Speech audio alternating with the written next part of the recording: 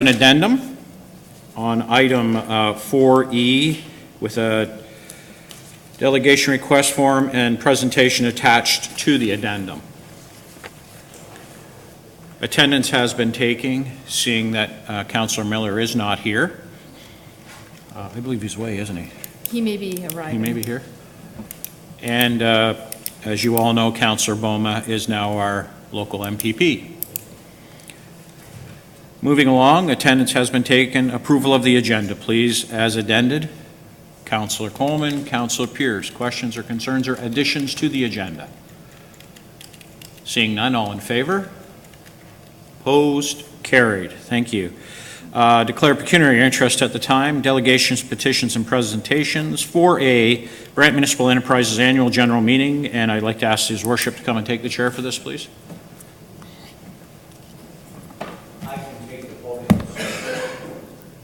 Are you sure, Your Worship?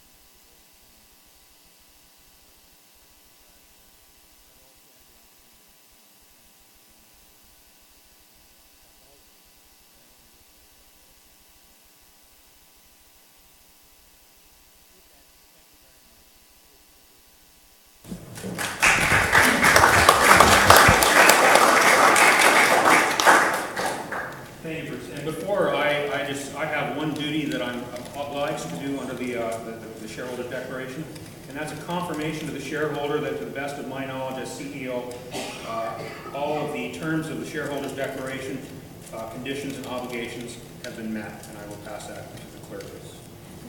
And it's signed by me and the CEO. So it's great. So it's good news all around. I think it's tremendous activity for the municipality. And the other thing I should mention is how I got to be president. Well, it's only because the council determined some time ago that the mayor should be the president of this organization. There must be a reason, but we won't go into that at this particular time. Anyway, are there any questions? This is your opportunity to ask some questions. Members of council have had the opportunity to read the detail of the annual report and the auditor's report.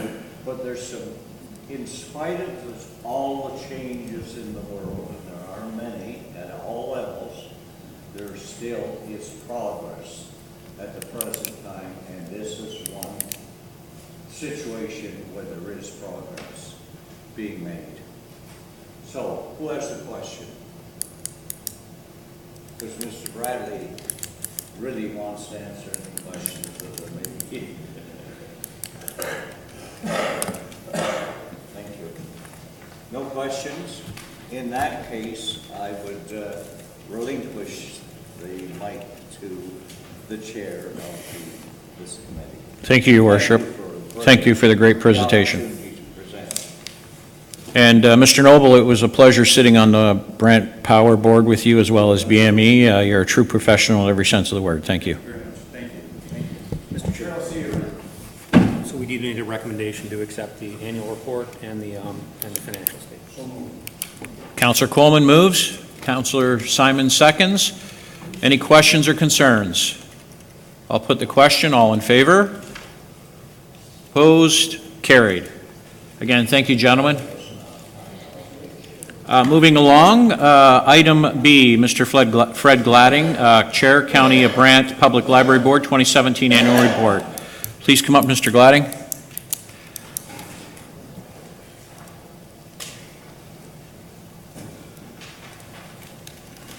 Thank you, Mr. Chairman.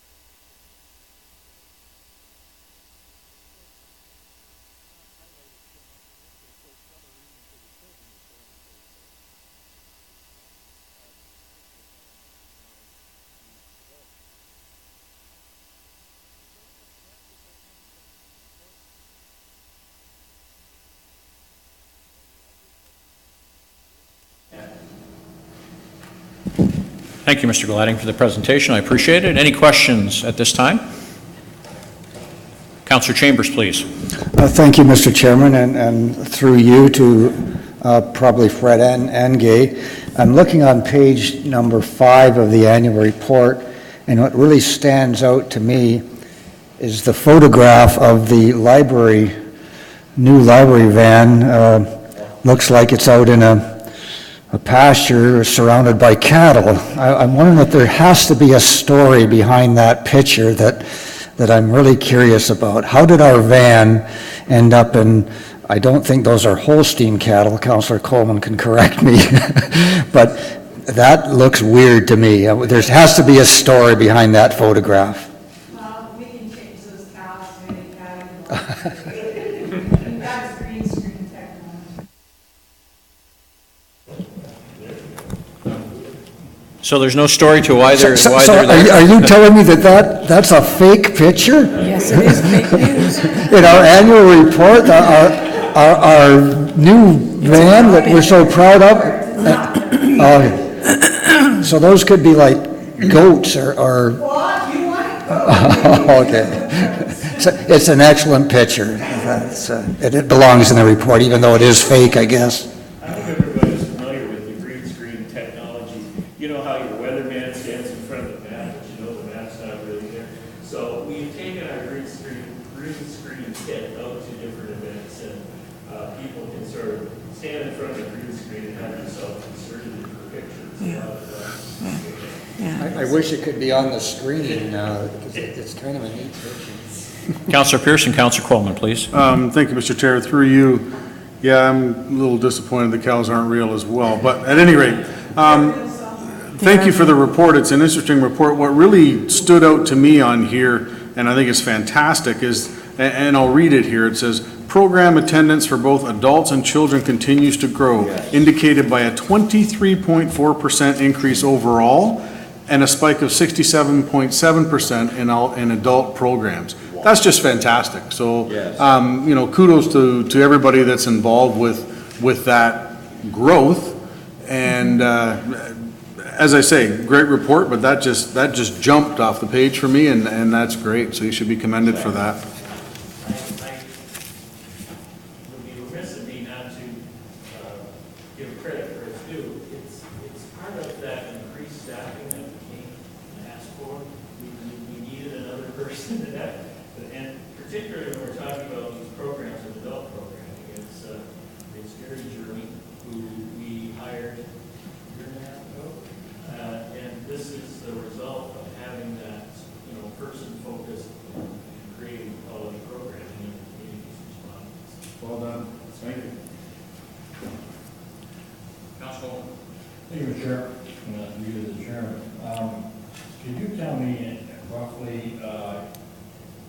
what your walk-in traffic is in a year with all combined libraries? Because Percentage. I'm reading your chart, and it looks like just under 200,000. Is that correct? Or am I, if the picture's wrong, the cows in there, so I want to make sure you're not pulling the wool over my eyes, that's all. No, never with words. I know never works. Yeah, it is, it's easily over. Off the top of my head, I won't pull the number, but it's easily over the 200,000 mark when you figure, when you figure in Paris alone, you're at 12 to 15,000 a month. Oh my God, walk in? You've got 4 other branches that cruise in around 6 to 8,000 a month, so. So follow up on that, Mr. Chair, and I was discussing this with Councilor Week this morning in our travels. Well, some people don't always believe that how many people do go and visit the library. So there goes the old cliche again, is that you're not blowing your horn enough at the right time to make sure everybody knows what's going on. Because they hear the, they're critical, they hear the salaries, they hear the costs, you're talking to libraries here and there. Well, you've got to blow it out there and tell them, this is how many people are using it. I think you drill it into the council, you just got to drill it into some of the rest of the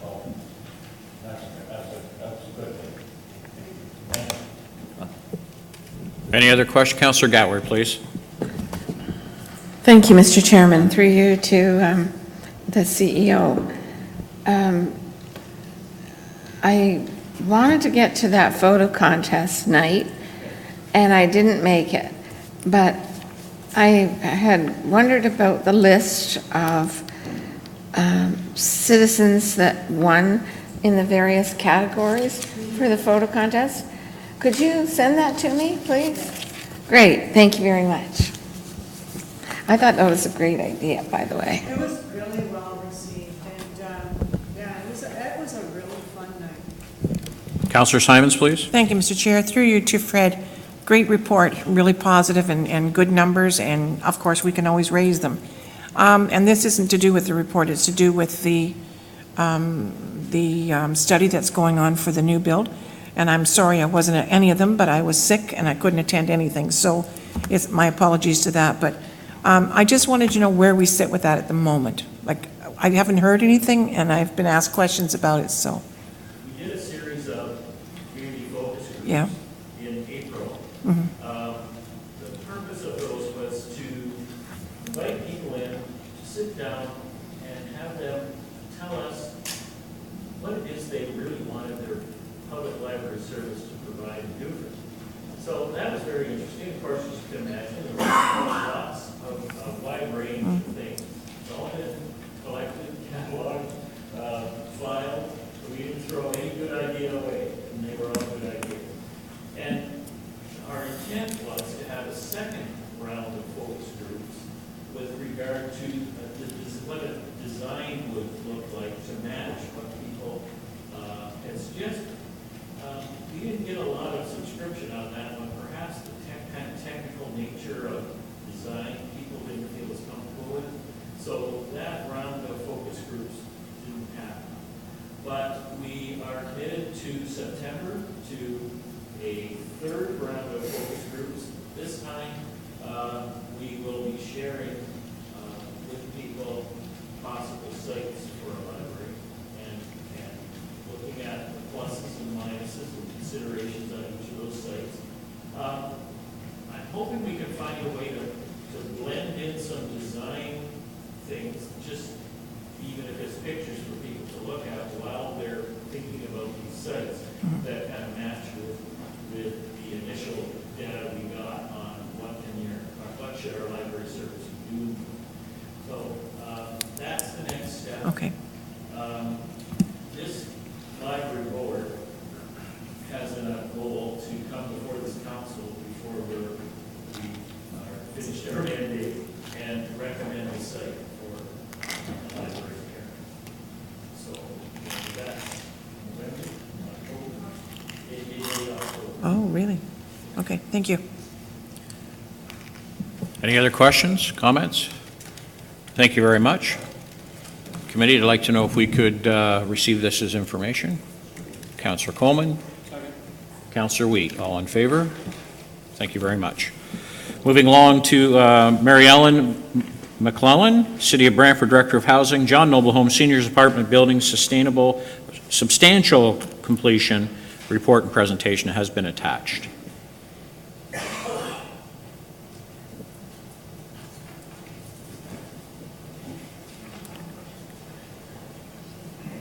Good to see you, Mary Ellen. Thank you, Chair.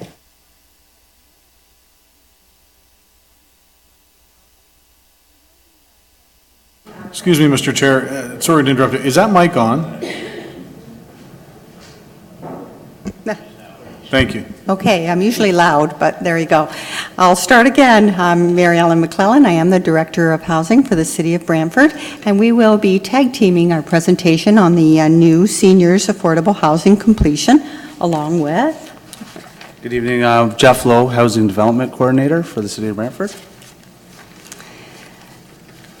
So I would like to start by saying that this is the City of Brantford and the County of Brant's first new high-density, mixed-income, self-sustaining building for senior citizens. It's also a no-smoking building, first of its kind, here for social housing, and it's been successfully completed, and I'm happy to report under budget.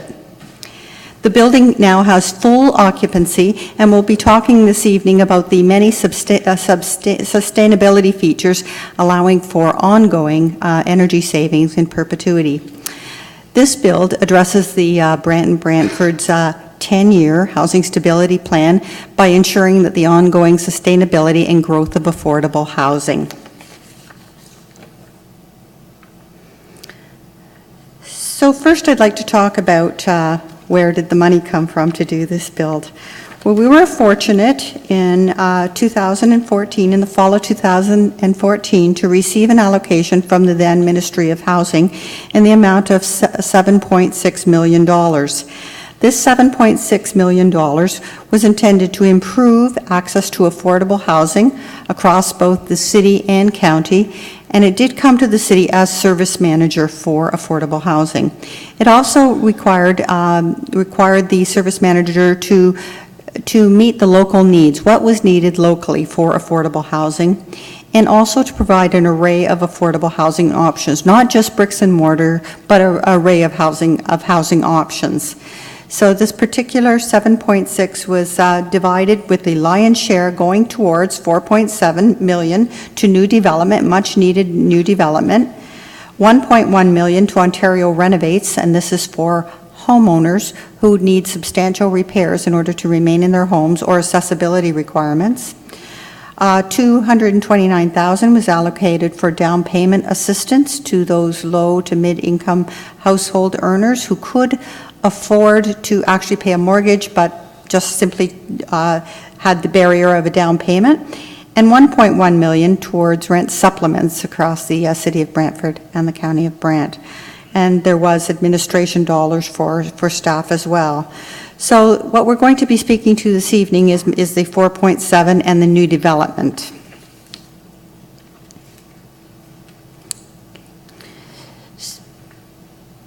Sorry. Okay. So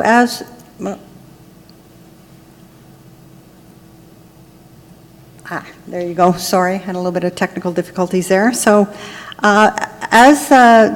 we talk about new development, the intent was to provide for 40-unit seniors apartment building to be built on the John Noble Home vacant land. And this land is owned, of course, by the city of Brantford and the county of Brant. We did have 4 pre-qualified proponents who submitted designs, and unfortunately, all 4 bids did come in over budget, and we were not able to proceed. We were aware at the time that going smaller or reducing the number of units would simply increase the per unit cost and would not meet our need of developing additional affordable housing to what we really require. It should be noted that at this time, the affordable housing waiting list for the city of Brantford and for the county of Brant is at an all-time high of over 1,600 households. And that's pretty alarming, and the wait is up to 9 years for some households.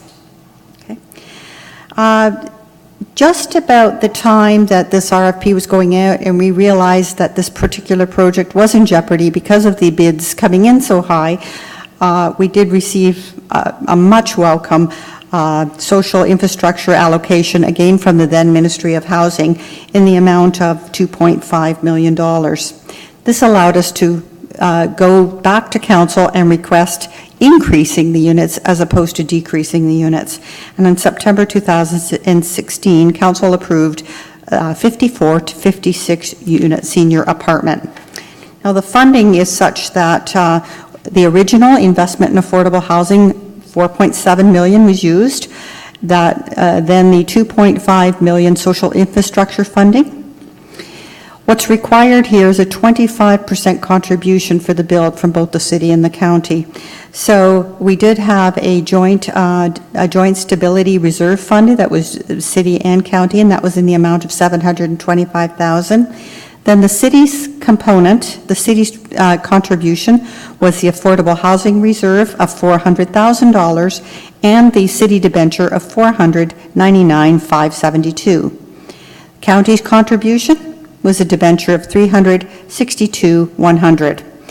And on top of that, we use the sale of 3 Woodlawn properties. These are local housing corporation units. We sold 3 houses, and because they were local housing corporation units, they belonged to both the city and county, and we were able to put that into the budget for a total of $9.9 million.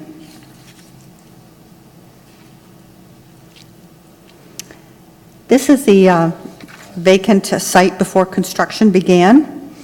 We selected this site because it was shovel-ready and correctly zoned. It met many of the smart growth principles. It was walkable. It was a great infill project. Many amenities and services nearby, hospitals, doctor's offices, pharmacies, there's a grocery store. All of the services are within walking distance for that aging population.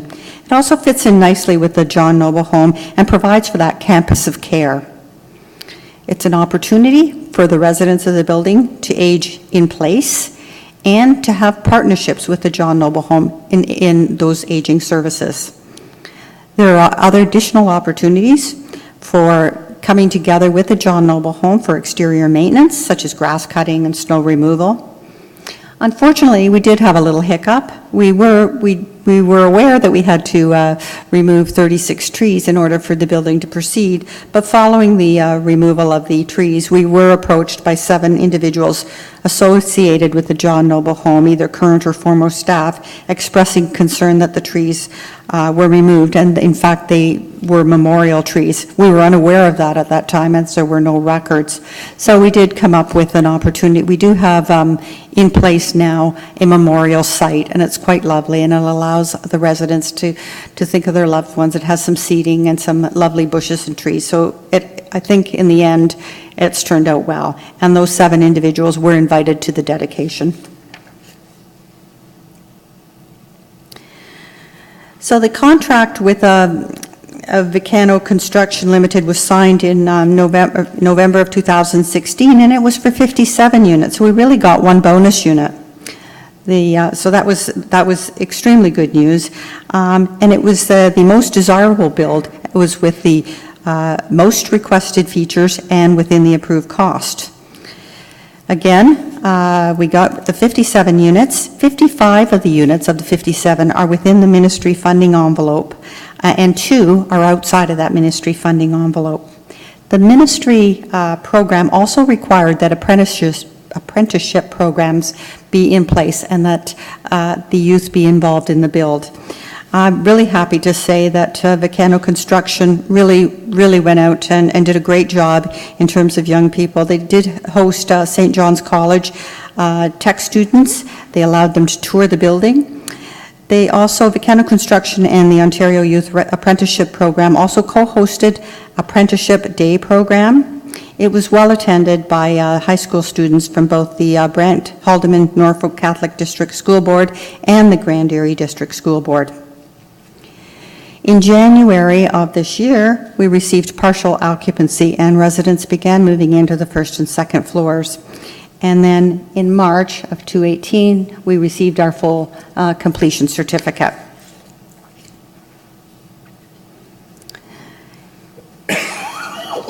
Okay. I just wanted to point out just some of we're going to get into the unit modifications now, but all 57 units are universally designed. 10 of the units are fully accessible and meets the facility design standards. All of the universally designed units have showers instead of bathtubs, all with fiberglass seats, grab bars outside the showers, higher receptacles, lower light switches, and levered taps.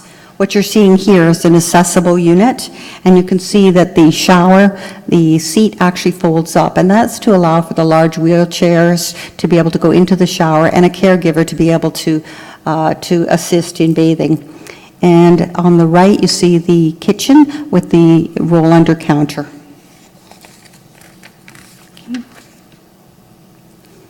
This particular building is mixed income structure. It's really the first of its kind for the city and county, and anyone can live in this building. Although I must say there is a long waiting list. Although it's fully occupied at this time, there are currently 227 individuals who are on the waiting list for this particular building. So 26 of the units are rent geared to income, and that means that the residents pay approximately 30% of their income. 24 one-bedrooms are affordable market units, and they are at a rent of $700. The individuals must have an income of under $31,000 per year. The two-bedroom affordable market is at $800, and this is for couples who require two bedrooms, medically require two bedrooms, and they must have an income of under $37,000 per year. Then we have 4 market units, and we have, and they rent at a range of $1,000 to $1,200 per unit, for a total of 57 units. So anyone can live in the building. 5% priority was provided to those who have spouses or family currently residing within the John Noble home. And again, 2 of those units are not within the ministry program, so we're not tied to any rents. The balance of the units, the 55 units, must remain affordable for a period of 20 years. Okay. So the bottom line to the taxpayers, this particular John Noble Apartments will be financially self-sustaining. Our first year, our anticipated revenue this year is $307,000, and our expected expenses for this year are $182,000. This brings us to a surplus of $124,000 in the first year alone, and that's not even a full year. The surplus itself could be used for a number of things. It could be used to increase the number of rent geared to income units year over year, or the surplus can go into affordable housing reserves. This $124,000 really is $34,000 coming right to the County of Brant in the first year alone, and $90,000 going into the Affordable Housing Reserve for the city for ongoing new development. This includes, when I talk about the expenses, the expected expenses, this includes $25,000 annual transfer to the capital reserve and the debenture payments. So this $124,700 is clear after all expenses. Okay. Okay, I'm going to talk about some of the key building features. This slide right here is the geothermal heating and cooling. There are 20 wells in the parking lot that are 500 feet in the ground that keeps glycol at a temperature of roughly 10 degrees. The glycol is pumped to each unit's heat pump where it's compressed, and then to the desired temperature of each unit. So this picture right here shows the wells that are coming from the parking lot up into the mechanical room of the building. There is a significant amount of natural light. This was intentionally designed as it provides the contractor with points towards their energy efficiency score. I'll explain the scoring later on in the presentation. There's a fresh air makeup unit in each suite. The tenant can control the amount of fresh air that enters their unit. The hot water tanks are high efficiency, providing cost savings to the building. Low flow fixtures throughout the building in all common areas and washrooms. Thermostats have sensors that will shut down the heating and cooling in the unit when doors and windows are left open. So if a tenant leaves a window or a door ajar, they won't have windows open while they're trying to cool their unit. It's a cost-saving measure. The doors and windows are high performance with high energy ratings. The frames are aluminum, thermally broken with low E glass. The exterior of the building is spray foam that gives the building envelope high thermal properties. Roof insulation is higher than the has a higher R value than required by code. All landscape is drought resistant, reducing watering and maintenance. The parking lot has rough-ins for 2 electrical charging stations. 2 stations can charge 4 cars. And there is also a $30,000 holdback to ensure the building meets the energy requirements listed in the contractor's proposal. This is validated by a third-party consultant using the LEED scoring checklist. So all the energy efficiencies that the contractor provided us in their proposal, we're validating to make sure they're meeting those requirements. The building is also sprinklered, which is above and beyond the building code. The building has a tri-sorter garbage chute. We're going to change the organics and recyclables to read plastics and papers, but we are ready for organics if the city ever goes that route. And that's just a photo of the tri-sorter and the controls on each floor. So none of the seniors actually have to carry down their garbage to a room. They can go to the end of the hallway and use the garbage chute.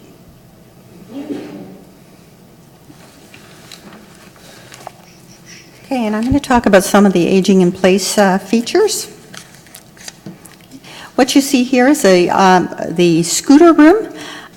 It actually will hold the scooters. It has a key fob, so only those individuals who wish to store their scooter in this room have access to the room. It has receptacles for each scooter.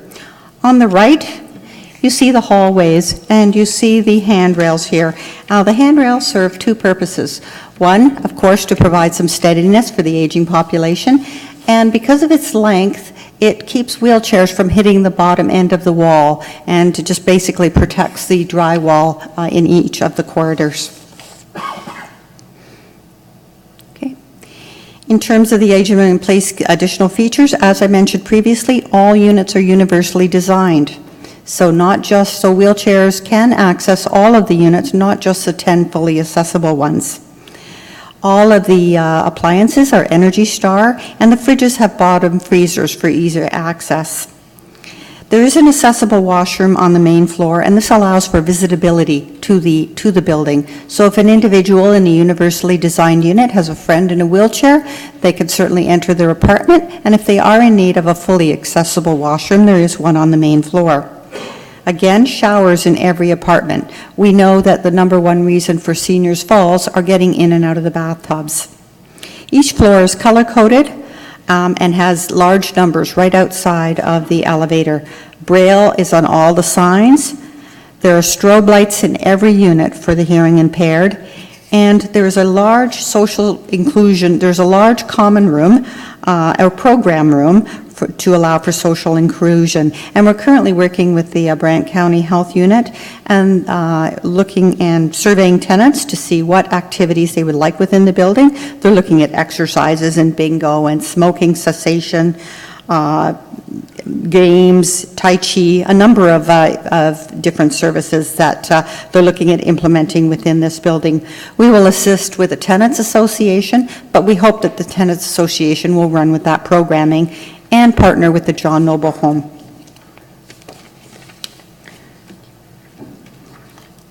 Again, this is in terms of safety features, this is a non-smoking building. So no smoking anywhere in the building or on the balconies. We are building a gazebo 30 feet away from the building, so individuals who choose to smoke can go out to the building, but we are encouraging, through programming, of course, smoking cessation. There is an emergency generator for life safety systems, and this will kick in when there is a power outage, lighting up the corridors and the exiting signage. There are fire alarms and strobes in all of the units. The building is fully sprinklered, which is above and beyond the building code.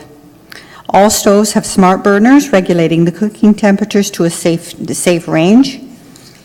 And the building has a 2-year warranty, and typical warranties are 1 year, but we were very fortunate to be able to extend this to 2 years.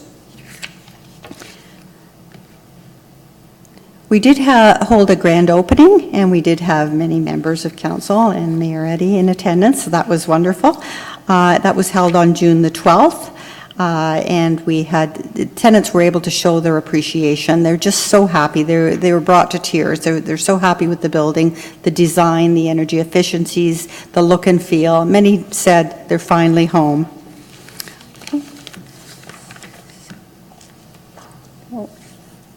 Any questions for us? First of all, thank you very much to both of you for that detailed report. Thank you. Any questions? Mayor Eddy, then Councillor Simons. It's an outstanding building, a tremendous credit to the municipalities. How soon are you starting the next one? Soon. Now, accommodations needed. Through the chair, we have plans for additional builds.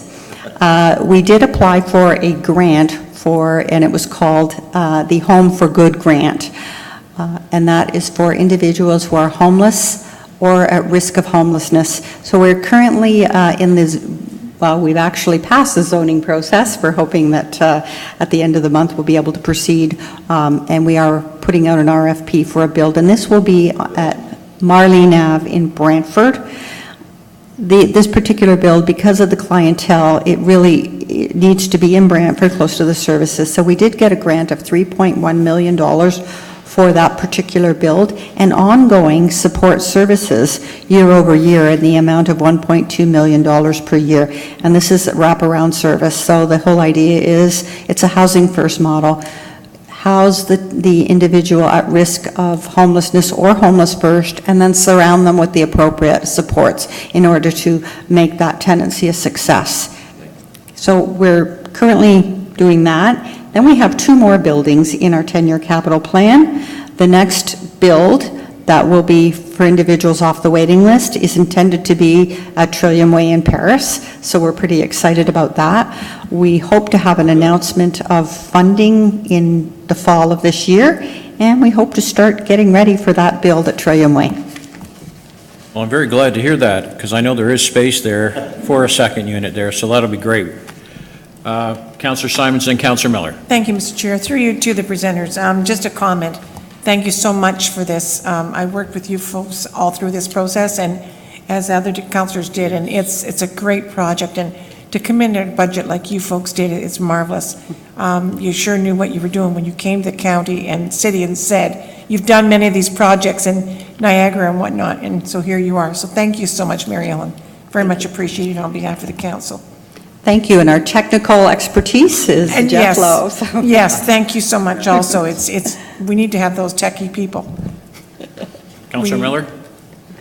Thank you, Mr. Chair. Just one quick question, and 3 to Mary Ellen.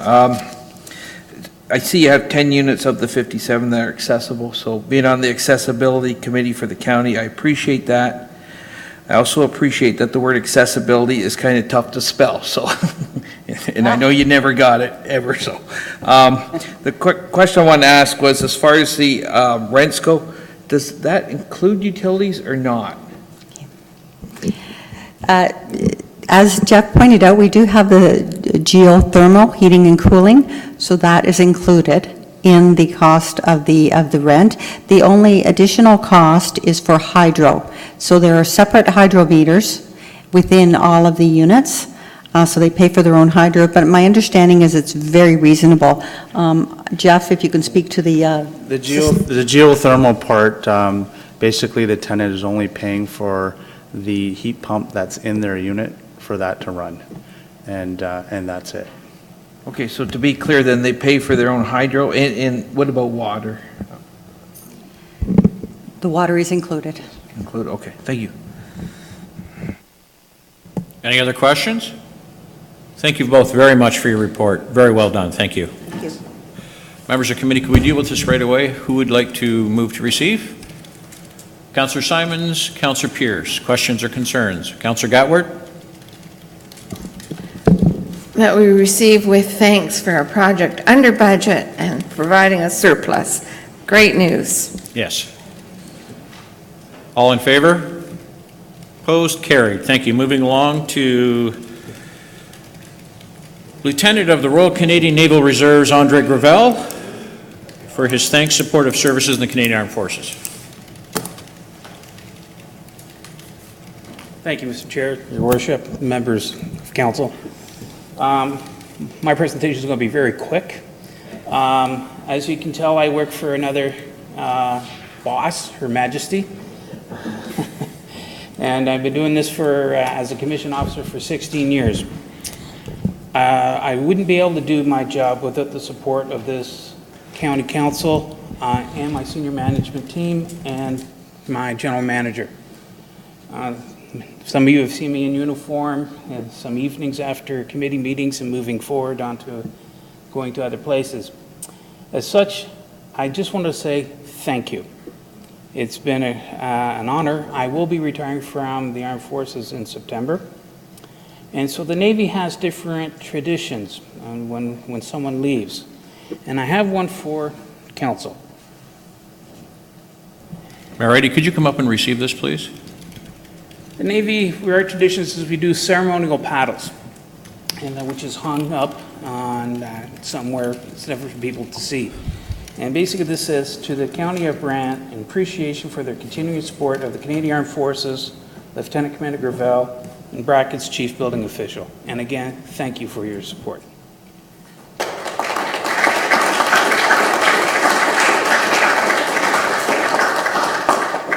Well, it's quite beautiful to start with, but thank you for your service in both regards. It's absolutely wonderful, and you've allocated where it should go, and it should where it will be seen. Thank you very much. Thank you. Thank you, Andre. Well done.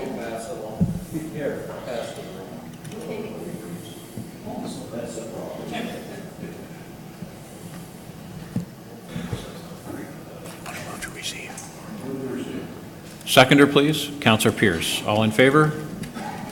Yes. Thank you. Approved. Moving along to Deb, Andre, and Betty, Brett Riley, St. George residents, lease of St. George United Church parking lot. Please come to the podium, please. My apologies. We have a substitution. No problem. Yeah. We have Mrs. Brett Riley. Yes. You have Shannon. Yes. All right. Okay. It's been a long time since I've been in here. I forget all those little things that you're supposed to say, but thank you very much for this opportunity to come and speak to the committee. My husband and I were rather surprised by finding county workers in their truck in the parking lot behind our house. And when he went to ask what they were doing, he didn't get any cooperation. He got no reply. In fact, one of the church members came out and told him it was none of his business. That's really not a good approach to take in the neighborhood. You know, it's not a good approach. So we decided we had to start finding out. We sent emails, we made phone calls, we asked questions, and found that there were plans to turn our little church parking lot into a municipal parking lot. That's very different use. Some have suggested, well, it's still a parking lot, but it goes from being a parking lot that is used generally part of one day a week, and then occasionally for other functions, and it becomes used every day, people coming in and out, and it's a much greater use.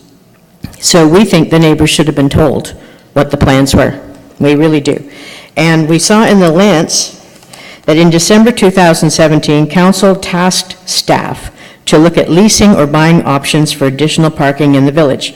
Well, that's understandable, okay? And then we found that Allison Newton, very nice lady who came to our meeting last Wednesday, reported on the matter at the June 11th meeting of the Corporate Development Committee. Well, the minutes that I read online from the Corporate Development meeting on June 11th didn't mention anything about items of a report. All that it mentioned was that Mr. Wheat moved, Mr. Eddy seconded, and it was carried that the United Church parking lot was going to be made a municipal parking lot. We think that it's happened much too quickly. We see that they have plans to take the one entrance on Main Street, which is right beside our house, and make it an entrance and exit, okay? Main Street is already congested. People travel much too quickly down that street, and we have essentially, if that parking lot space is used, we essentially have a four-way stop.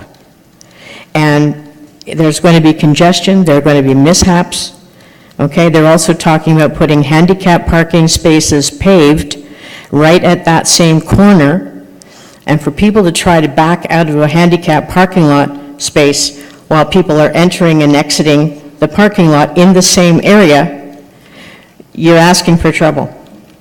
So we would like to see the staff reports that recommended the church parking lot be used, because we know there's another municipal parking lot on High Street. And we go by there really often, regular, we walk there, we see Mr. Wheat, you're out walking, and it's not used.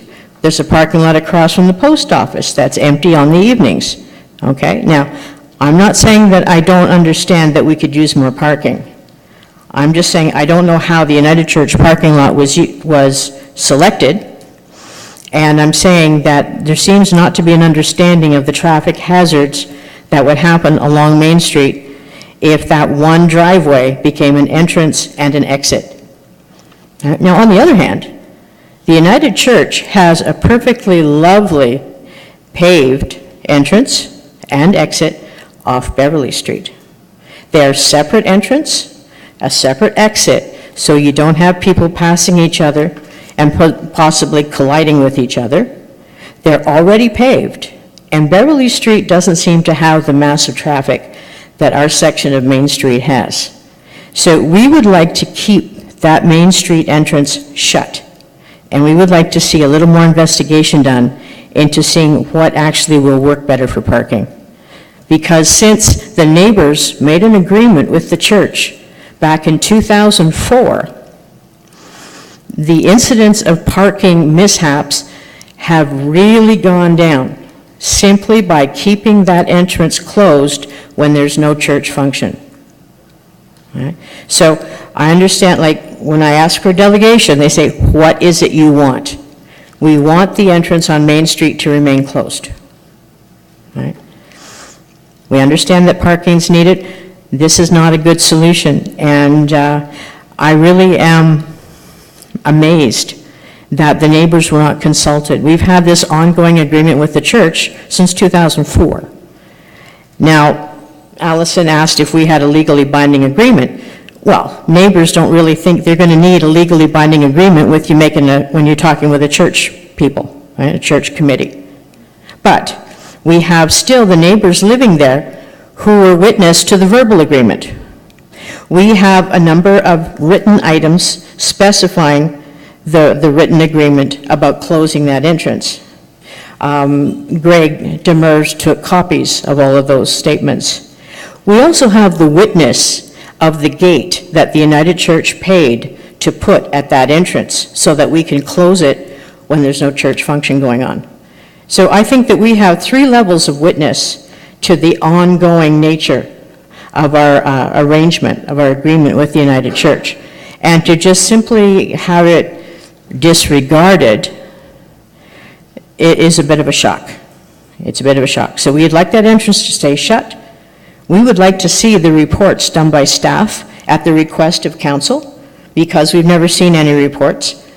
And we'd like to see something that would indicate why that parking lot is the best selection and why that one entrance would be deemed an acceptable entrance exit. It's absolutely a traffic mishap waiting to happen. Okay. Did you want to add anything, Shannon? Okay. Yeah, we talked about, it's had to happen fairly quickly because we just found out about it, so. Are there any questions? Thank you. Members of committee, do we have any questions at this time? Councilor Miller? Thank you, Mr. Chair. Just a quick question regarding the letter that Deb Andre submitted. And in it, she says, a number of our neighbors, how many numbers of neighbors do we Well, have? there were 8 of us who attended the meeting, but there were 14 who actually were interested, but they weren't able to come to the Wednesday meeting because they had to go to work. So 8 properties then? Yeah. Thank you. Yeah, on the east side of Main Street, right up to Sunnyside and along Sunnyside. Yeah. Thank you. Any other questions to make clear that we will be dealing with this through staff report CD 1866? Both E and F come up under that. Thank you very much. Thank you. Moving along, Mr. Rob Smith of Trustees of the St. George United Church, please come forward.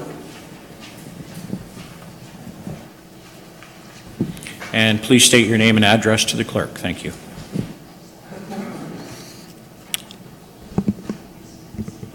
Thank you, Mr. Chairman, Your Worship, and councillors. My name is Robert Smith, and my address is 8 Colonial Crescent in Brantford. I am a member of St. George United Church, and I am the chair of the trustees of St. George United Church.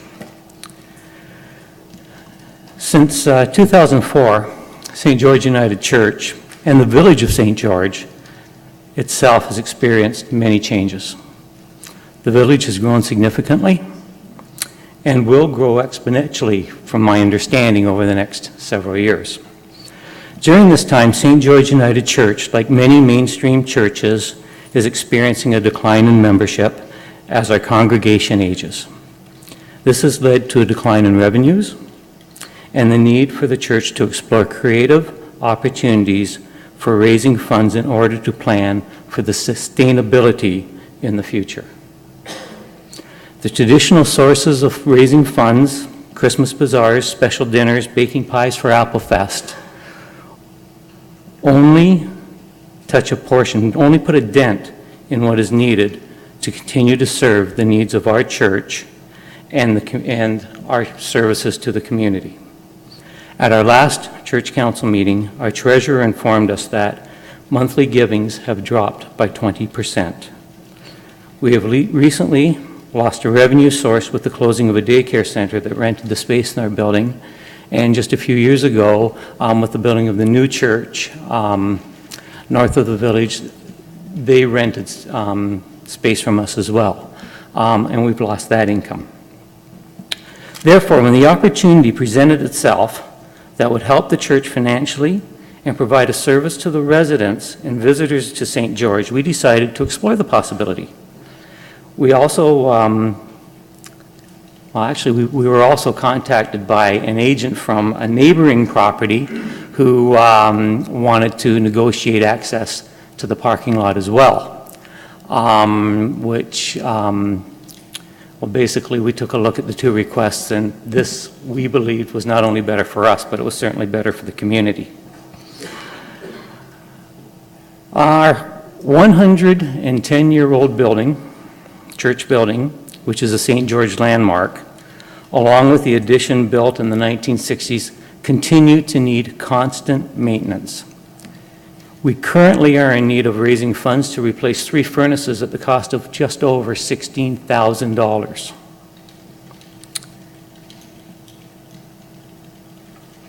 We understand that our neighbors would have concerns regarding change. Therefore, at our initial meeting with county staff, we brought forth what we had as the concerns before putting up the gate, and we brought that forward to staff. And when we left that meeting, we were under the understanding that county staff would look after that, would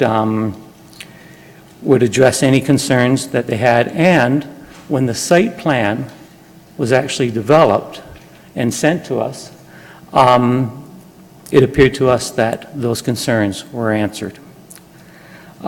We completely understand that our neighbors have concerns regarding this plan. I hope that they can understand our situation as well, as we try different ways for the sustainability of our church and the services we provide to the community. We're working hard not to go the way of many mainstream churches who've had to close their doors and sell their property to the highest bidder, and heaven knows what that would bring.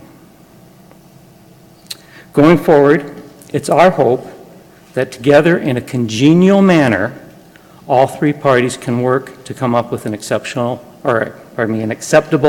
solution to benefit our growing village. Thank you, Mr. Chairman. Thank you, sir. Any questions?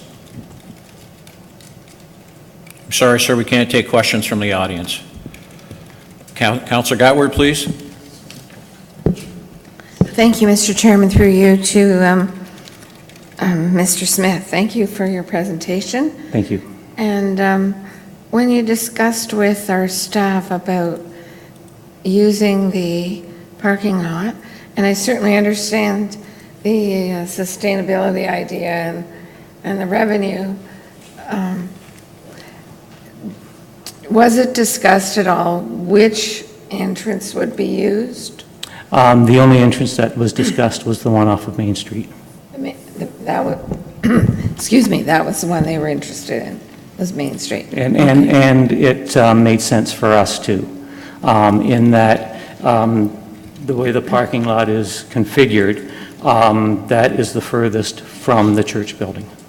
Okay, thank you. Thank you. Any other questions by committee? Councillor Simons, please. Thank you, Thank you, Mr. Chair. Through you to Mr. Smith. Were the neighbors given an opportunity to speak with the board about this matter before any decisions were made? Through you, Mr. Chairman. Through the chair to the... We did not approach the neighbors. We were, certainly under the impression after the initial meeting that we had, that process would be handled by county staff. And if I may, Mr. Chair, was it handled by the county staff? I thought it was handled in the site plan, certainly. As far as speaking directly with the neighbors, I don't know that they got to that stage. That's something that you would have to ask of them. Okay, thank you. No other questions? With committee's, thank you very much, sir. Thank you, sir. With committee's approval, I'd like to move this item up, which is 9D1, and we will deal with this right now, and I would like to ask Ms. Newton to come up and address this, please, with committee's approval. Thank you. Please, Ms. Newton. Thank you, Mr. Chair. To answer your question, Councillor Simons, the initial meeting, I wasn't in the initial meeting, I believe it was with Mark Pomponi, and then I was in subsequent meetings in order to execute the lease.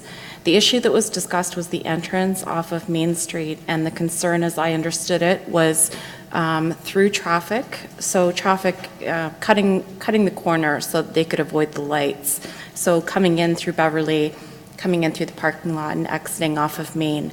So there is a barrier that's been put in place at the back entrance so that the cars cannot do that. They cannot go through the parking lot. They can only go in and out. The ingress and egress from that lot off of Main Street, we did check the zoning. It's a minimum, I believe, of 6 meters and a maximum of 10. That entrance is a 7-meter entrance.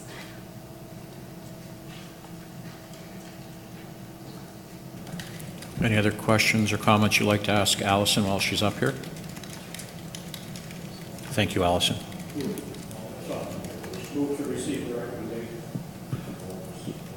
Seconder, Councillor Coleman. Any questions? Councillor Chambers, please.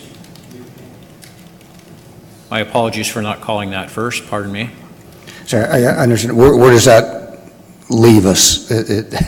Is everybody happy now, or is everybody walking away into their corners angry at what's going on? My assumption is that this is something that everybody can work together and rationally work out between everybody, but the recommendation to receive the report, I'm just, where does that put us?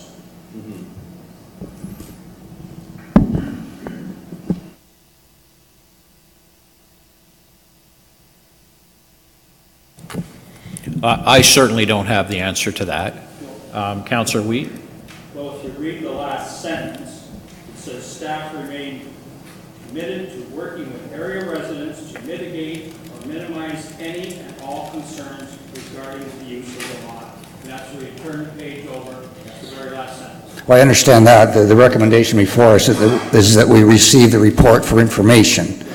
So I'm understanding that is enabling staff to work with the church and the residents to work together to get a solution where everybody is reasonably committed to going forward. Am I correct on that?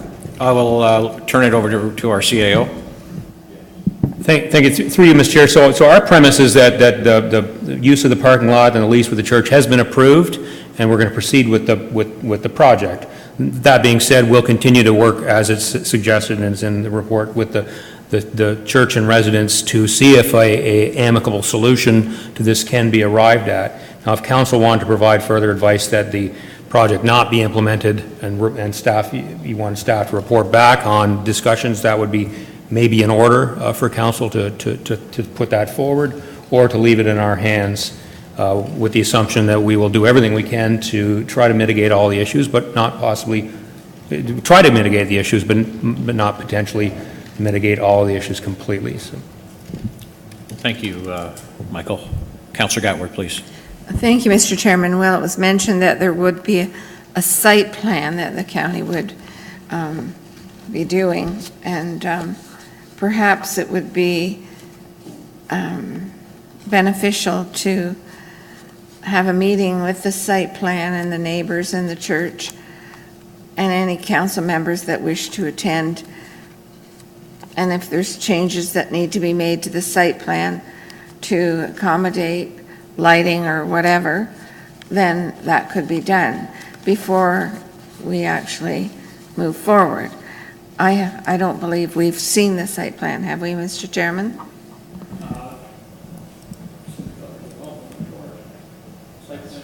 Yes, it was in the corporate development report, yes. And when was that? Yes, it was. It was passed in June, correct.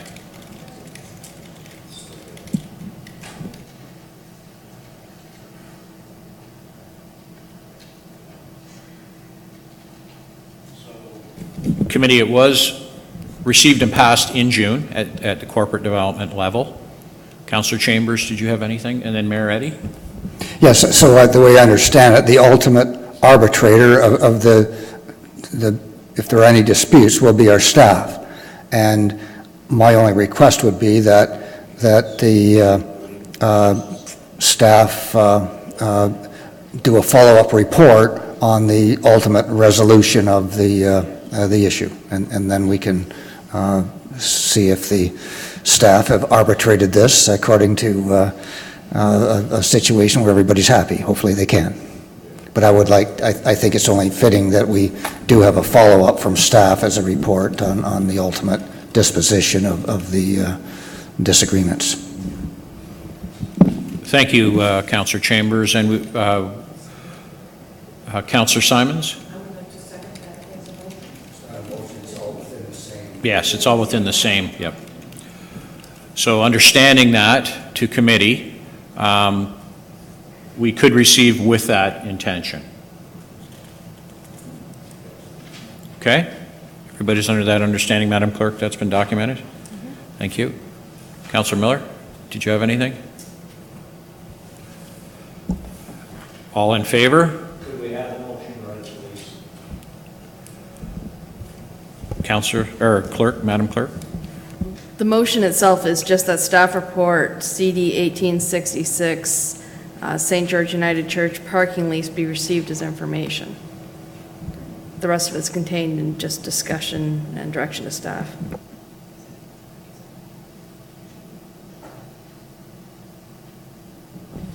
Are we clear on that then, Your Worship? Yes, the last part of it. Turn your mic on, please. The discussion about a follow-up staff report, that's just in direction to staff. That's not, at this point, part of the recommendation. That's subsequent to the recommendation, Your Worship. Councillor Simons? So, Mr. Chair, that will happen then? Yes, it will, yes. Okay. All in favor of the motion? Recommendation? Thank you. Opposed? Carried. Thank you. Getting back to Corporate 5A, Corporate Development Committee minutes from June 11th. Mover and receiver? Councillor Pierce and Councillor Wheat. Questions or concerns? All in favor? Opposed? Carried. Business arising, there doesn't seem to be anything there. No consent items to be approved. Consent items to be received, we have 3, B1, 2, and 3. Councillor Gatward and Councillor Coleman. Questions or concerns? Seeing none, all in favor? Opposed? Carried. Committee reports. 8A, Ad hoc Committee to review process to fill vacancy report. There is a recommendation. Councillor Coleman. Seconder. Councillor Gatward. Questions or concerns? Seeing none, Counselor Gatward. I'm sorry, Counselor Simons, forgive me. Thank you, Mr. Chair.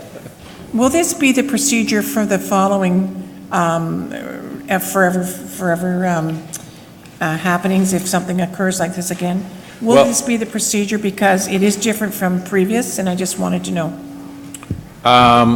The only thing I can say is we're doing this because of the municipal act that says anything over 90 days, we must have someone to replace in that seat. I understand that. We're going this route because we have someone in mind who is capable of doing this, who is a previous counselor. But my question is, will this be the way we do it from now on? If something happens in this situation, whether a person passes away or whether a person goes to another level of government? I believe we have to handle them each individually as they come. Okay, that's fine. Thank you. Your worship, please.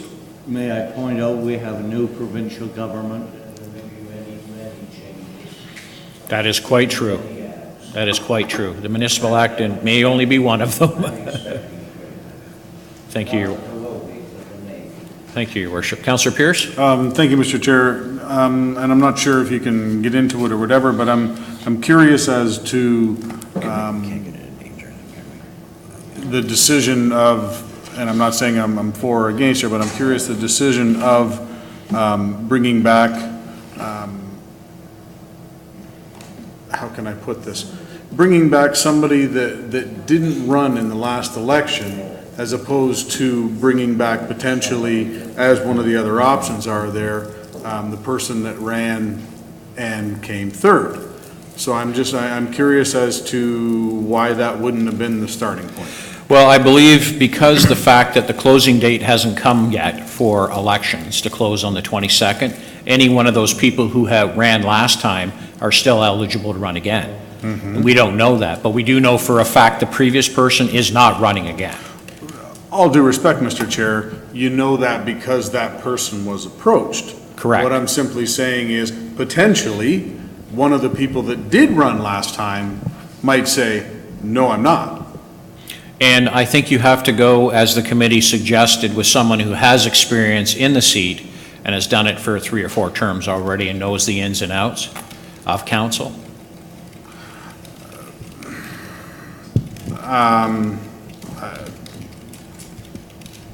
I guess if that's what the committee has decided, but that recommended, but that doesn't deem well for example, myself, who was new to council this term, Councillor Boma, who was new to council this term. I'm trying to get the mindset as to why it wouldn't have been from the pool that ran for the previous election.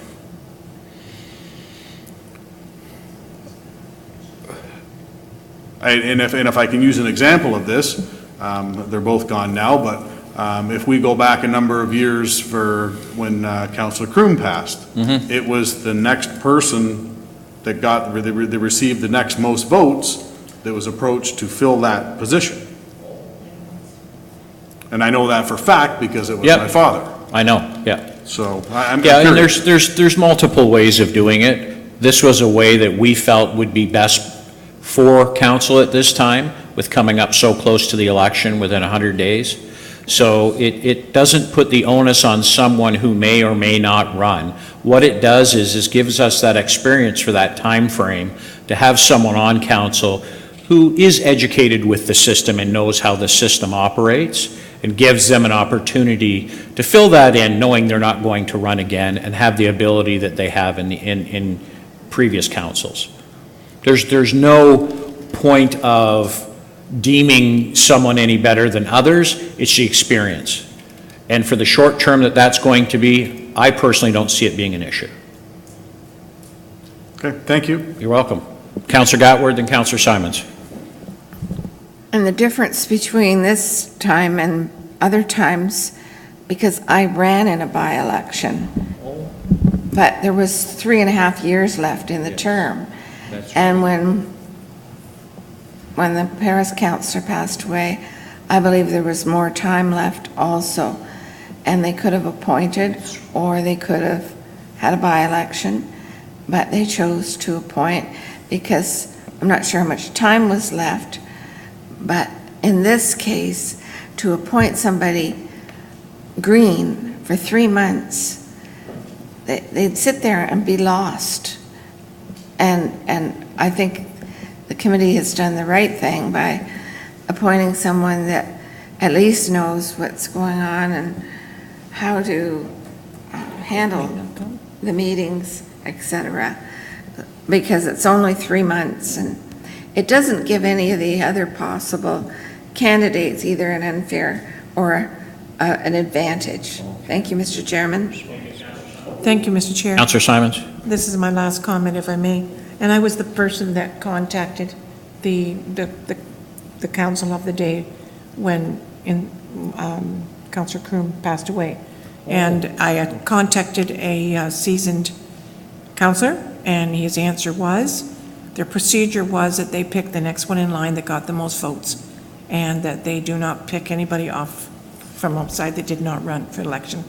And I assumed it was procedure, and that's why I asked the question tonight. So this could change next time that we do something.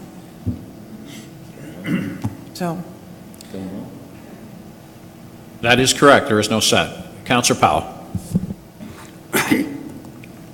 Having previously experienced counselor come on board, when we have a situation,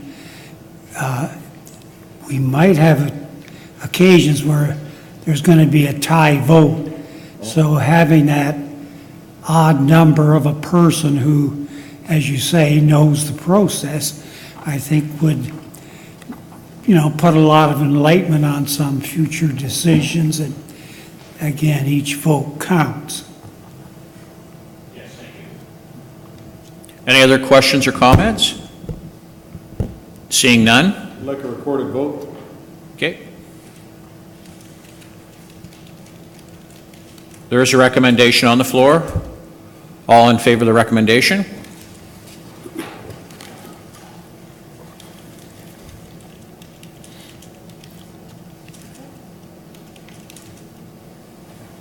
Opposed?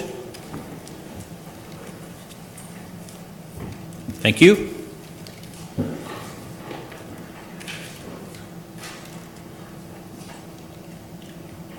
The recommendation has carried.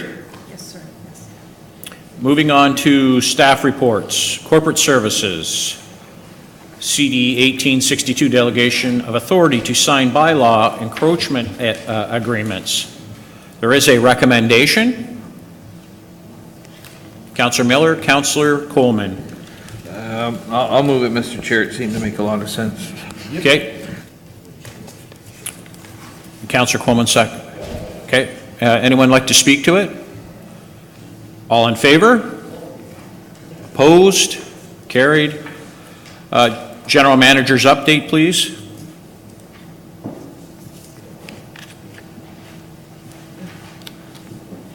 Thank you, Cindy.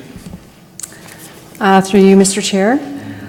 I just have a couple of updates. The first is on the OPP detachment. I can report that 80% of the working drawings are complete. The tender is planned to go out sometime over the course of the summer. The OPP detachment committee members and members of the Police Services Board will be invited to attend award of the tender and view color board design. The second item I have to report is that Treasury staff are working to finalize the county's 2017 financial statements to bring forward at a forthcoming meeting of council. Thank you, Cindy. Any questions? Thank you for your report. Moving along to general operations, General Manager's update, please. Mr. Chair, I'll give my update. That's fine. Development Services, CD 1863, wall improvements to Cobblestone Common. Move. Councillor Coleman, seconded Councillor Pierce. Comments or concerns? Councillor Simons, please. Thank you, Mr. Chair. I have a few concerns regarding this report, and I did speak with staff today quite in length about it.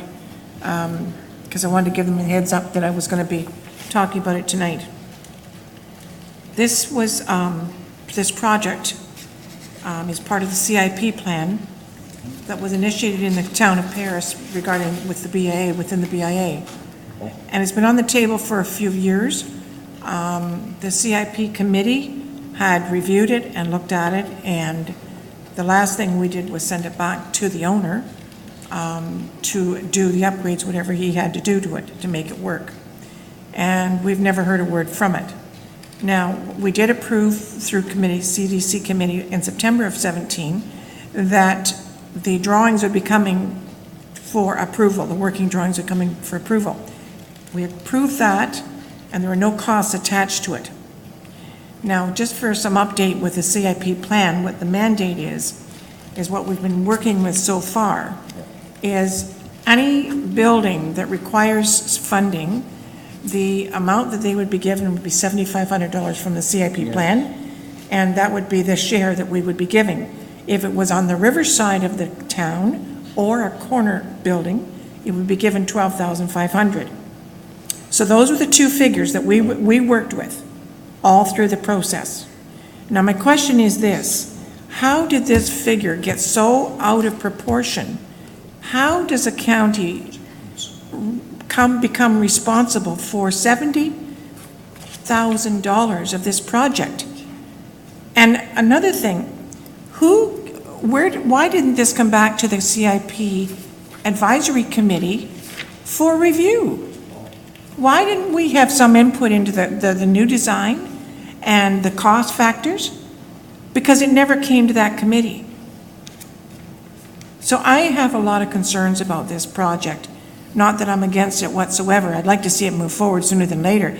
But I have a real problem with the cost factors that this is escalated to. And I have said to staff, we're setting a very big precedence here, because there's possibly other buildings in this community that we're going to be doing. And $70,000 is a lot out of the $150,000 budget, or maybe $165,000 budget we have today for the CIP. So I'm just saying that this could really mushroom. And I just would like some answers, because there's no answers in this report. There are no answers in this report as far as I can see. So that's where I'm at with it. I would like to see it go to the CIP committee, advisory committee, for review. Just bring them up to speed as to what's happening. I'd like to refer it to that committee to review, just to let them know what is going on with this wall. Because we're under the impression it's gone back to get final approval and to come forward with the mandate of the costs that we were going to give them. Thank you. Councillor Miller? Further to that end, I had a question written down, maybe Councillor Simons answered and maybe I missed it. What's the, is there no upper limit for a single project? Yes. In the community? $7,500 for a front facial update. Okay. $12,500 if it's a corner lot and if it's on the riverside. Okay, so this obviously blows that up. There is a mandate for it, yes. Okay, thank you.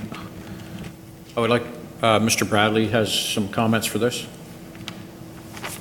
Thank you, Mr. Chair, and certainly Andre and Allison can speak to this, but maybe at a high level, based on what Councillor Simon's questions were. So this has been going on for a while, and there are, a number of reports behind this report. This is one in a series of reports, but it's my understanding that the CIP has set out a set of grants for, sorry, I need to move that away, grants for facade improvements on buildings. And they're designed for signage and building entryways. This project, I think, came forward from the county. It didn't come forward from the owner of the building, because it fronts onto our parkland. It fronts onto the cobblestone commons. So it's somewhat different than the facade improvements that would normally come through the CIP program. And it was my understanding and that is that it came forward from the county, from the county to the Renaissance Committee, and then we engaged the business owner who owns the wall to jointly make improvements to the wall, because it significantly impacts the aesthetics of the cobblestone commons, their wall. So this followed a different path, and the grant process outlined in the CIP probably doesn't apply to this, because again, it's different. There's a county park, abutting their building. This is not part of their building facade, it's their side, their building side. And the current wall, the current feature of the wall is not very conducive to that parkland. It's a beautiful little park, it's got riverfront exposure, a lot of county funds were invested into that park over the years, and that wall's kind of a remnant of the old building. So this has followed a bit of a different path, and I would suggest that it is a different type of project. So it's my understanding that the Renaissance Committee considered, this idea and made some recommendations to council, and then county staff took it from there, and they went and they had some further design work done, and they came back to CDC with a design which was approved, and then Andre was directed to go out, cost it, and work out a cost-sharing agreement with the building owner. So that's how this is processed. It's followed a different path than the normal CIP grants. This is, again, it's really more to the counties and its parkland benefits for this project, as opposed to the building owner and the building owner's, successful commercial establishments. So again, it's different. If committee wants to, not deal with this tonight and refer it back to the Renaissance Committee, that's certainly within committee's purview. But we've been following a process, and again, this is a unique process. The bottom line is that the wall as it stands right now is, for lack of a better term, an eyesore. And there is some improvements. The building owners have, kind of capital capacity to make improvements to that wall is limited. And it's in our interest to support that, and there is money in the community improvement plan budget to do that. So that's why we're making this recommendation. But again, a committee can do what it feels is appropriate with this. So. Before I go back to Councillor Simons, is there any other member that has any questions? Councillor Simons, please. Thank you, Mr. Chair. And I don't want to dispute at all what you've said, Michael, at all, but I am going to dispute part of it. Number one, there's no Renaissance Committee anymore because it's a CIP committee, okay? Number two, the CIP committee, under the direction of David Powell, was asked to draw a design. And he drew a design for this wall, and so it did come to the CIP committee. So I'm saying, how come all of a sudden it's now a separate project? And if it is a separate project, which I don't have a problem with, it shouldn't be coming out of the CIP funding. That's where I'm coming from. It should not be coming out of that funding. So if it's a separate project, it needs to be dealt with on its own. I don't know how, through staff, I guess, I don't know. But I think we have sort of shunned the Community Improvement Plan Committee. I think they would be very upset if they knew that this was being approved at these figures, and it come out of CIP plan, because the design has totally changed. And another thing, we requested another board because we've had some donations come forward, and we had nowhere to put them. So we asked if there could be another board added. The design, which is a final design, has no other board on it. I talked to staff about it today. He said he would have the working drawings here to show where that other board would go. It's not here, and I don't know where it is. So that's my other question about this whole big project. This is one of the biggest projects that the CIP committee has dealt with a lot of headaches that Mr. Mayor can really, and Councillor Pierce, can really, really recognize. So. Thank you, Councillor Simons. Councillor Gatward. So, I don't either. Through you, Mr. Chair, to Councillor Simons, are you making a motion then, you said earlier, to refer it back to the CIP committee?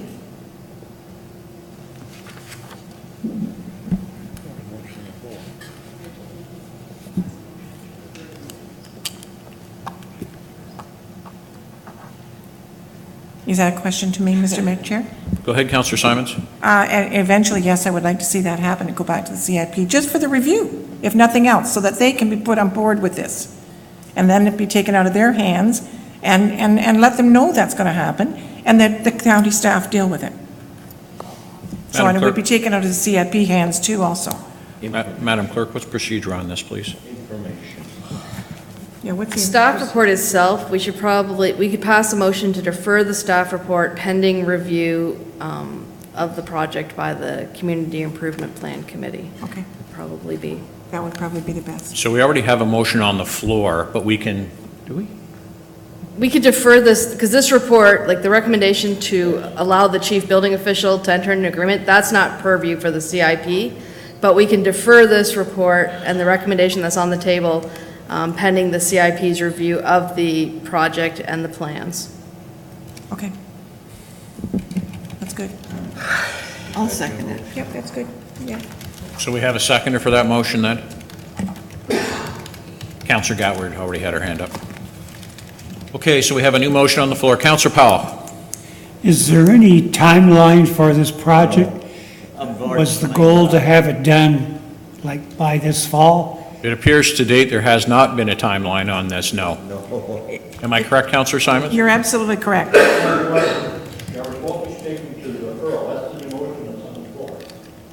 Yeah, the deferral is to refer it back to the CIP committee for review, and for them to give input. That's all. So, yeah, I'm happy with that. So we have a motion on the floor of deferral to go back to CIP refer report. All in favor? Opposed? Motion's carried. Now, do we have to deal with nothing? Okay. General manager's update, please. I told Andrea I was going to do that today. Just a couple things. As a point of clarification, there was some confusion about some occupancy happening on Rest Acres Road. There's been 8 units that have been occupied. The process for occupancy was, well, for the subdivision, I'll say, is that we originally granted 18 model home permits. They were all units that were on one parcel of land. When registration occurred, it created multiple lots which could be sold and transferred, ownership transferred. The criteria for getting occupancy for that subdivision was dependent upon servicing what's called a first interim certificate, which is given by the Development Engineering Department. They gave that as part of the next phase to allow for the formal occupancy to occur. That required a few things, and required easements across the property to the south, upgrading of an access driveway onto Rest Acres Road, or the roadway, the entrance on the Rest Acres Road. Those were granted through Public Works for the entrance and okay through Development Engineering.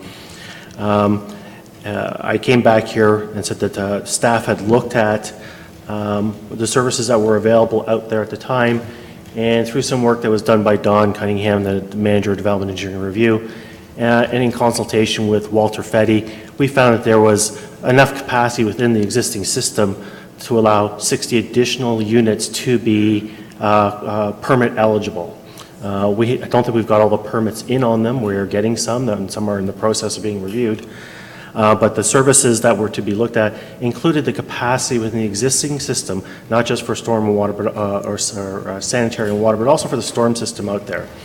The understanding is that the swim pond that is in place now on the Mile Hill subdivision has an amount of capacity to accept the increased stormwater runoff that would come as a result of construction. So as construction happens, the impervious surface increases significantly through driveways, buildings themselves. So we worked and put some effort into finding out what was the capacity of the swim pond. And we found out that it could be an extra 60 units that was available. So the total, I think, was somewhere around 75 or 78 units total. So what will happen next time as building staff start reviewing the permit and issuing permit applications, you're going to see more and more occupancy happening as time goes on. I had a conversation, this is my second point I want to talk about. I had discussions with Lozani Homes today. They're being very aggressive on some of their timeframes. We've looked at some opportunities to sort of a plan, and Andre is working on a plan on how we can start getting their permits that would meet their timeframes. They're looking at somewhere around 4 permits a week. Not an insurmountable task. We thought that we could meet those timeframes. They can only pour a certain number of foundations. So you're going to start seeing more foundations being poured, more construction activity happening, and the expectation is that we're at a point where up to 60, about 75 or 78 units are going to be occupied within the next, could be occupied within the next few weeks. We are expecting, and Andre had said this earlier, that within the next couple of weeks, we're going to see potentially another 10 or 12 units that will be occupied, assuming that they will meet the criteria under the building code, and that's up to the inspectors to determine.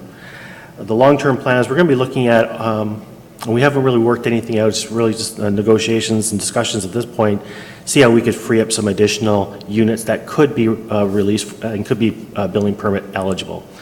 The eligibility of those is going to be dependent on a few things: risk, construction of the Gurney outlet.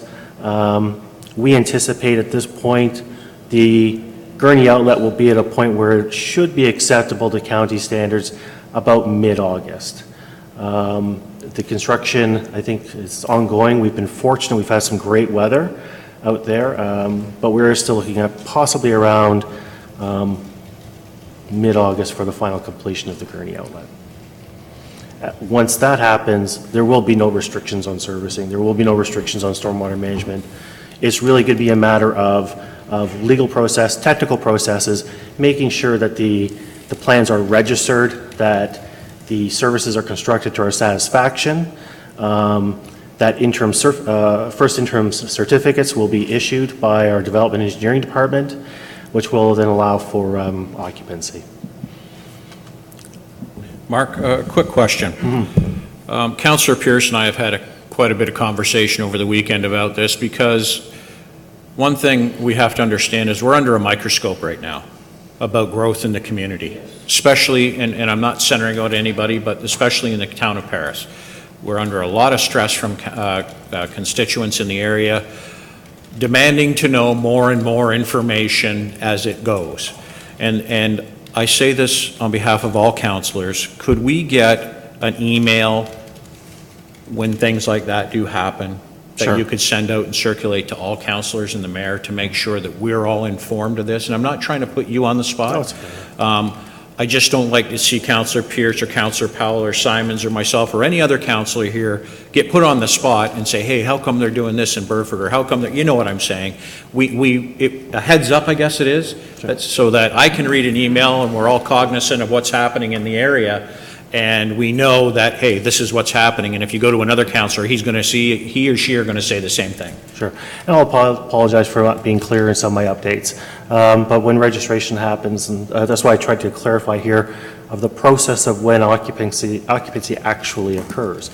Certainly, some Friday file notes can be given out, or emails from building department and our development engineering division to make sure you guys We'd all know appreciate what's that. going to go. That'd be great. Okay. I know it's a little more work, and I know it's, it's that extra, but it really, in the long run, helps us all. It puts us all on the same page, and to be quite frank, when somebody asks you a question like that and you don't have an answer, you feel kind of out of the picture, if you know what I mean. Yeah. And I'm not putting onus on anybody about that. That's just a fact of life. Things happen that way. But the more information and ammunition we have, the better it is for everybody. Okay. Councillor Pearson and Councillor Simons. Thank you, Mr. Chair, through you. So, absolutely, I won't go into that any further, but I just want to be totally clear here that we're all talking the same language and all that kind of stuff.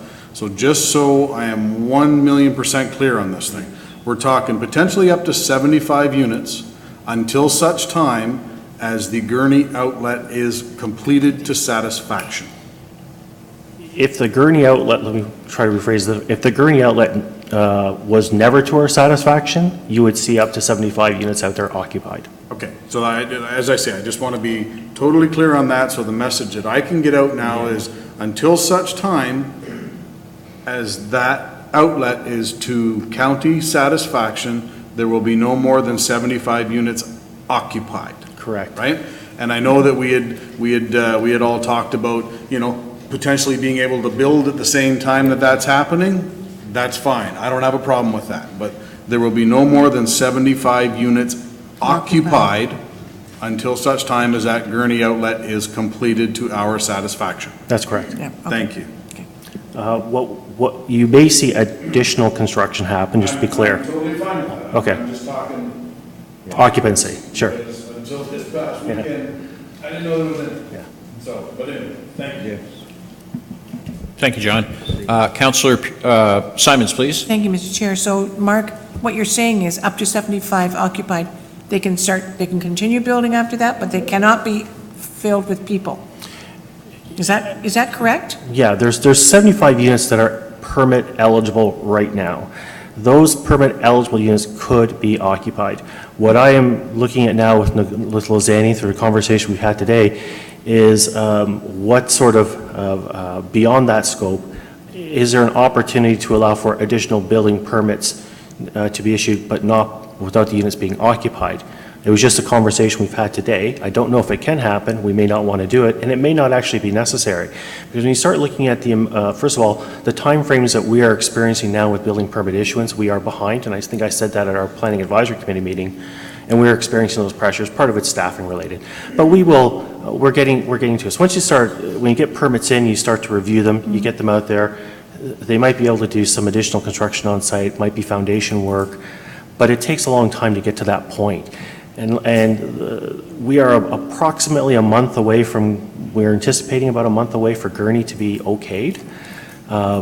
It's unlikely we may have to get to that stage where we have to look at alternative measures to get some sort of construction going on these sites. I don't think it's needed, but you don't know. We've talked about the Gurney outlet being constructed for many years now, so my faith in timelines is not very strong. I know, and I would just like to comment what Councillor Cardy said. It would be great if we could get it in writing, because I don't like reading things in the newspaper and then be told, you know, and I didn't know anything about it. I don't like that blindsided, so it would be good if you could do that. Sure, and we wouldn't be doing any additional work without coming back and letting the committee know. Okay, thank you. Thank you, Mr. Pomponi. We really appreciate it. Thank you. Thanks. Moving along to the CAO's update, please. Oh, I'm sorry. I missed one. Economic Development, Strategic Investment. My apologies, Ms. Newton. That's okay. It's a long day. Thank you, Mr. Chair. Through you, I just have a few updates. Our strategic plan is well underway. The baseline data analysis is almost complete, and the one-on-one interviews are beginning shortly, with public consultation beginning in September. It's tourism season. You've probably seen a lot more tourists in the area. We're definitely seeing a spike in the numbers for most of the events. Tour de Farm happened this past weekend. For the second year, we saw a 60% increase in attendance from last year, which is great not only for tourism, but I think for agriculture and agribusiness in the area as well. Following increased interest, basically coming not just from other films that we have done, but the Cuban that was done in the spring. We have noticed an uptick in the amount of inquiries we're getting for filming in the county. Because of that, we don't really have a formal process in place. We are looking at getting a filming strategy done and how that will work with the seat process going forward, and maybe improve that and make sure that there's more consultation done. There is a lot of disruption when filming happens, although it is ultimately positive. We want to make sure that you know, people are involved and it maintains or we maintain a positive relationship with the businesses and residents as we move forward with that. We are also working with planning staff. I know that you've gotten some updates, but we are continuing to look at the options for employment land through the process of our employment land strategy, and also looking with working with private landowners and how we can get more land on stream, whether it's in our ownership or others. And lastly, I wanted to remind everyone that nominations for Salute to Brant are open and will be closing as of July 31st. So if there's any that you wish to nominate, please contact Heather Madden and she can help you through the process. That's my update. Thank you very much. Any questions to Allison? Councillor Chambers, please. Thank you, Mr. Chairman. I'm wondering if perhaps not this evening, but perhaps at a subsequent meeting, you could provide a report along the following lines. Everyone knows that there is what is deemed to be an acceptable ratio between industrial assessment and residential assessment. It's a rule of thumb. It depends on whose thumb you're using as to what the rule is. But several years ago, our ratio to industrial and residential was going in the wrong direction. Along came our industrial park and some of the initiatives that we'd taken, and it was all of a sudden moving in the right direction. We've talked a lot in the last few weeks about the increased coming prediction of residential growth, up to 30, 50, whatever percentage it is, but we haven't talked anything about the projection for industrial assessment.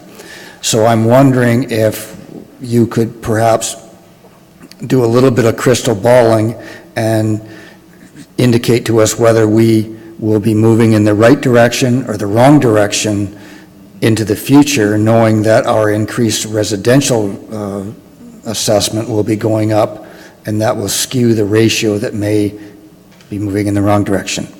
So maybe a report, a little bit of analytics, and a little bit of recommendations according to what we should be doing to keep moving in the right direction as opposed to maybe moving in the wrong direction.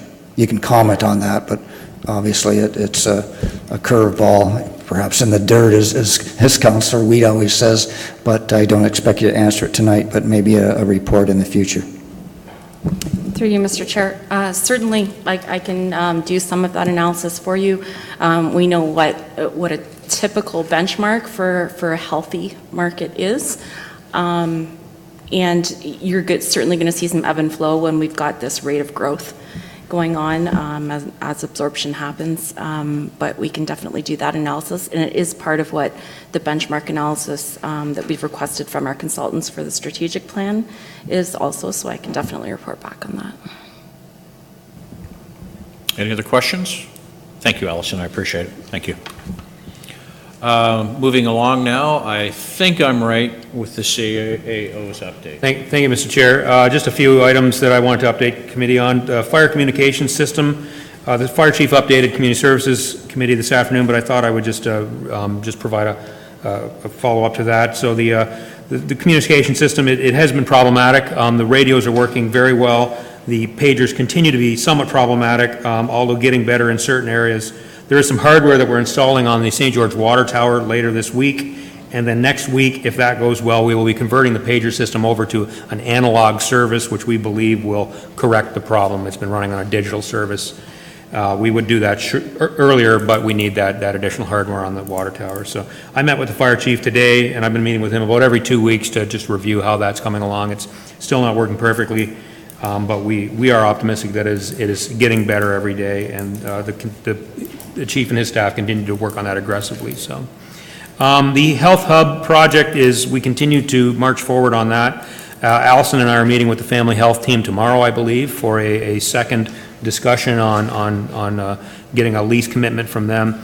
And we have closed the RFIQ for potential partners. We received 11 responses, which we feel is very positive. And they are on my desk right now, and we're going to start the review of that. And so decisions on these matters will come forward to council as we get through the review and finalization of those.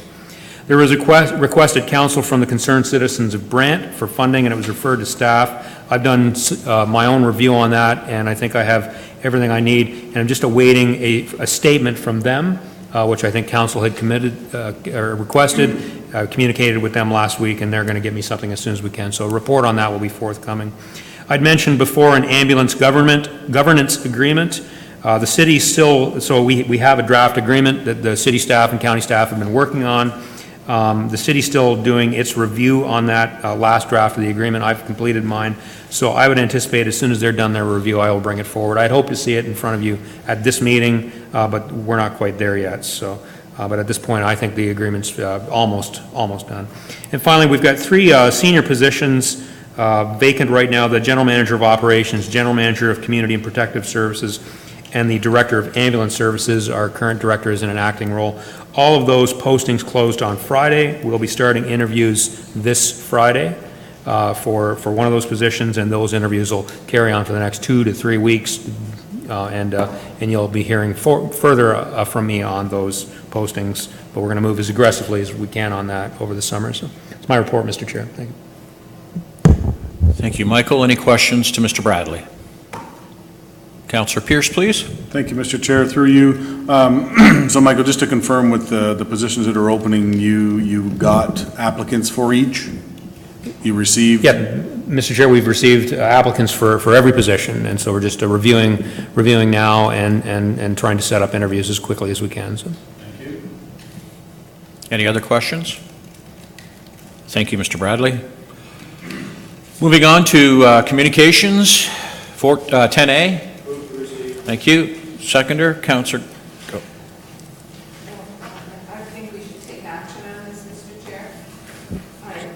When I read that Let- there's can we- only 75 officers in the whole province for the SPCA, and they rely heavily on police or animal control. Well, if we had a hot day and a dog was in a car in Paris, our animal control is in Anakin. So by the time they get here, that dog could be in serious trouble or dead.